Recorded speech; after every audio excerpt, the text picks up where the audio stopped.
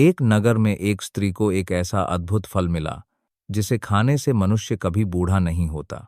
उस फल को पाकर वह खुशी से भर गई।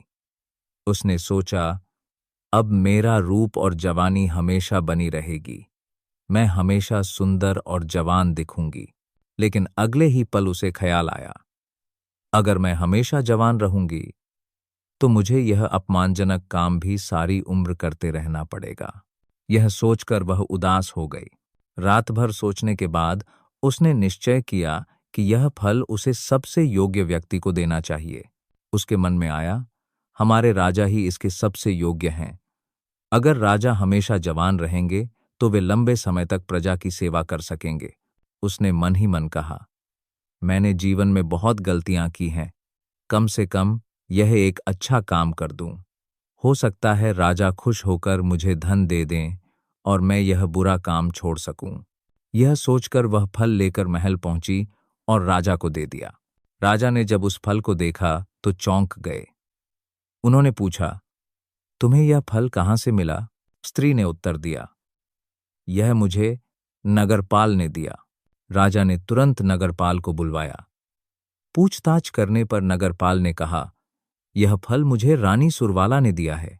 यह सुनते ही राजा आनंदपाल के होश उड़ गए। उन्हें समझते देर न लगी कि रानी उनके साथ छल कर रही है। वे रानी के पास गए और बोले, रानी, मैंने जो फल तुम्हें दिया था वह कहाँ है? रानी ने सहजता से उत्तर दिया, महाराज, मैंने वह फल खा लिया। राजा बोले, अरे, क्या तुमने मेरे लिए थोड़ा भी नहीं छोड़ा? क्या तुम अकेले ही अमर होना चाहती हो? तभी राजा ने वह फल अपनी जेब से निकालकर रानी को दिखाया। फल को देखकर रानी के पैरों तले जमीन खिसक गई।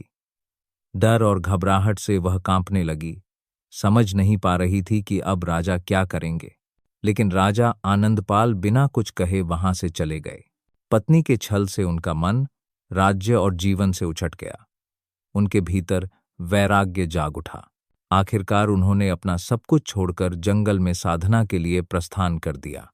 राजा के चले जाने के बाद रानी सुरवाला अपराधबोध से घिर गई। पछतावे में डूबी, वह यह सब सहन न कर पाई और उसने अपनी जान दे दी। राजा आनंदपाल के त्याग के बाद उनका सिंहासन खाली हो गया और नगर बिना शासक के रह